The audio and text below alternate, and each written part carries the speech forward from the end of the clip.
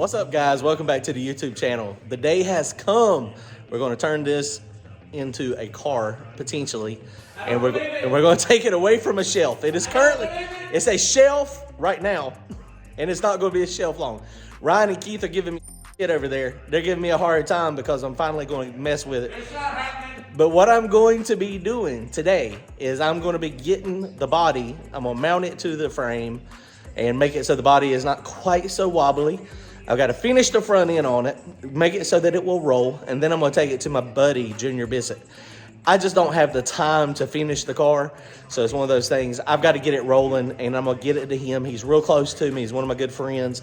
He's got the time. He's going to be able to put the sheet metal together in it, and then we can get this thing together in January. That's my game plan. Comment, like, and subscribe. Go to turbojohnracing.com to get yourself some merchandise. Thanks, guys. All right, guys, so you can see it ain't got no front struts on it. So Brian's going to find me some just old stock struts. I've got my good struts in there, my radial valve struts, but they got to go on the Mustang. So I got to get the struts on it, and then we got to get everything off of it. And then essentially the body is still not mounted to the actual frame, but that's going to be pretty easy. I'm going to run a bead back here, and I'm going to mount it. And so then we'll have a rolling chassis. Most of the bars are in it. I'll probably get Junior to take a look at it and go ahead and, if he sees any spots, I want this thing to certify to a 25.5. It's got factory flooring, factory firewall, so it shouldn't be that big a deal. And may go ahead and get him to, look it over if there needs to be any bars added anywhere. Add those bars so this thing can go ahead and get certified 25.5. I got to do something. I got to get this one going. I am missing the boat with the old car. This 4-link setup should be a lot better. That's the biggest thing back there, though, that 9-inch. That right there is what we're going to need. We are going to remake the lower bars. I've already got the stuff to do that, where I miscalculated when I made those, and they were a little too short. But I've got the stuff to do that.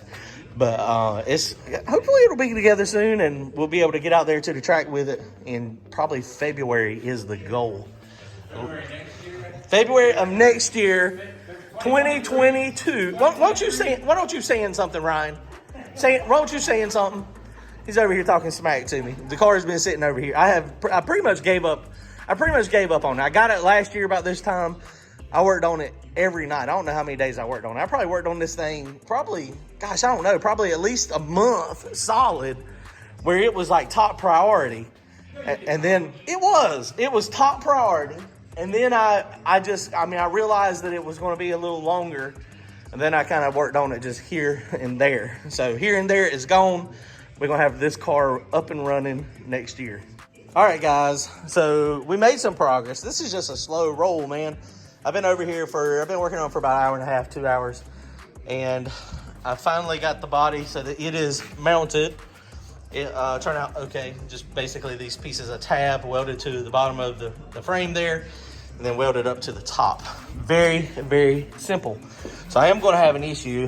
John JW tried to put the caliper on it a little while, a few months ago, probably like 5-6 months ago, and it ended up not working out. It's hitting the bead lock. So we're going to have to modify the bead locks, and we're going to have to modify a grind on the caliper to make it so that it actually fits. And you can see it's just kind of in a very bad spot.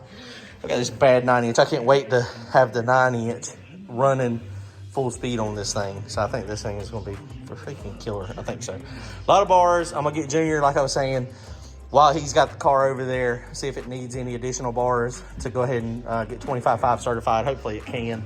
That's my goal, is to just 25.5 it. We do have to clearance the front here. The axle is slid forward a little bit, but this is a big tire. This is a 29.5.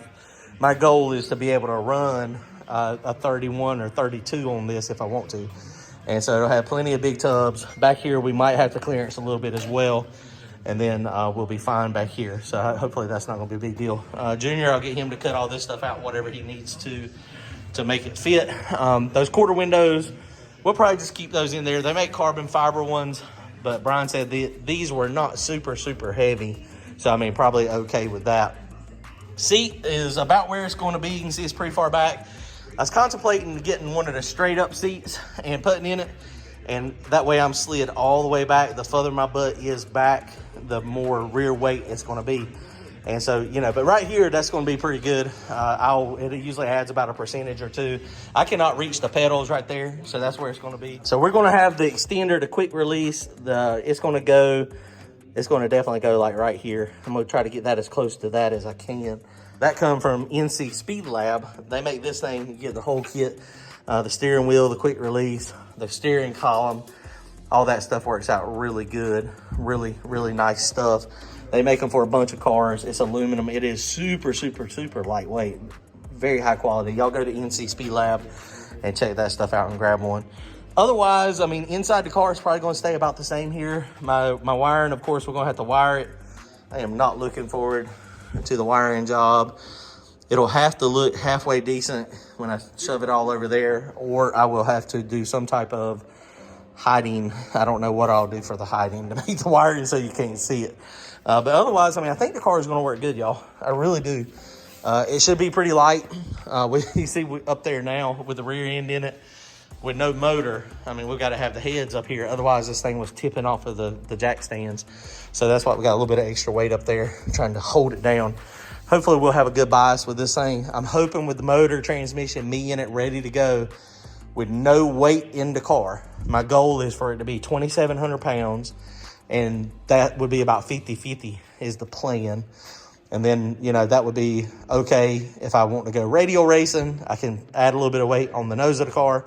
If I want to go no prep racing, I can add a little bit of weight on the back of the car. And so, you know, this sort of work pretty good. You can see the height. The bar is very, very, very far down here. So I'm going to come up. I'll come up off of this bar and come up about to the top of this, probably a few inches down, and then I'll come over. And then I've got this bar here. You see a lot of these hatchback cars, they got the weight up high, you know, over the rear end up from here, you know, down and back. So I think that'll really help. So that's my plan. My plan is to get one bar really high, really heavy, about right here across the back. And hopefully that'll give me my back of the track weight that I want it to be. Now, I do not have an aluminum block. I wish I had an aluminum block, but I don't. So I'm going to be fighting the weight issue of that a little bit. We can't modify the factory firewall, so I can do a little bit of notching. But I'm basically going to slide it back as far as I can. It's going to go all the way back. The small block Chevrolet, the front of the motor will be, you know, out here somewhere in front of the strut towers. And that's the problem. Is, you know, if we could extend this wheelbase up at the front, then it wouldn't be a problem. A lot of classes are saying factory wheelbase plus or minus 2 inches. So I could potentially, you know, offset this a little bit, move the front wheels up 2 inches, and then that way it would give me a little bit better, you know, bias, basically. The axle center line is where the issue arises. And that's why there's a lot of talk about chassis cars in the back of the track stuff. Chassis cars in the front of the track, I don't know if it's as big a deal because I can, you know, you don't need the bias, but full tube chassis cars in the back of the track is a huge advantage just because you start off so good a weight percentage. The front of the motor is always behind the center line, and so that's a good thing. And so that's why a lot of promoters are requiring this factory floor and factory firewall. Honestly, the factory floor is not a big deal. I wish they would take that out and just say factory firewall in the factory location. And then like Chief and Jackie were talking about the other day on their video, it's one of those things. You'll start picking cars to where the distance from the firewall to the axle center line is changed, and the difference between the mid plate, the back of the motor, to the rear end is changed. And so that's where, you know, he was sharing a bunch of information on, you know, what he was finding that was working on the Crow the other day on one of his videos. Good information. All right, guys, well, we're done. This thing is almost a roller to where we can actually roll it around. I'm hoping we can make that happen tomorrow and get it over to Junior's so he can start the 10 work. Once this thing gets to 10 work, I mean, honestly, it'll be in the short rows at that point. You know, it's a lot of work, but I think we can do it, and I think we can make it happen for next. These are Randy's wrecked wheels. You see they got a little bit of curb rash, but that is perfectly fine.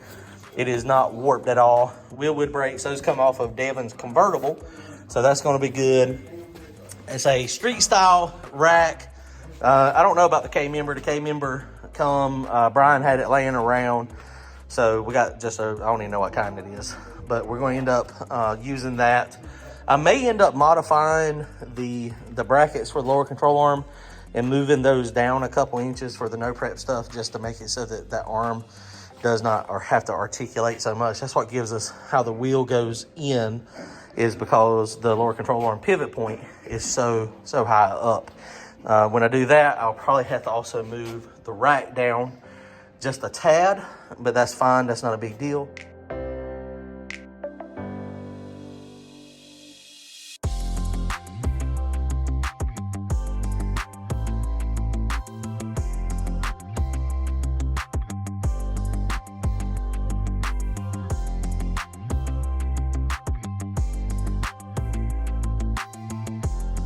All right, guys, she's off to see the wizard.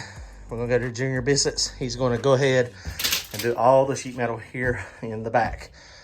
And then, hopefully, once the sheet metal is done, I can get this thing rolling. Hopefully, that's the plan. All right, guys, there's the man, Junior Bissette. I wouldn't go that far. I would. He's got a lot of projects over here. Y'all seen him on John Doc's channel, too. I've known Junior for a long time. He's been helping me with my build by doing some verbal consultation. And so I finally decided I didn't want my sheet metal work to look like hammered horse. So Junior can do it. So he's going to be doing the sheet metal work for me and tidying up any of the stuff that I may have screwed up. Next year, next season, hopefully we'll have a car that is more competitive. All right, guys, we out of here. Later. Later.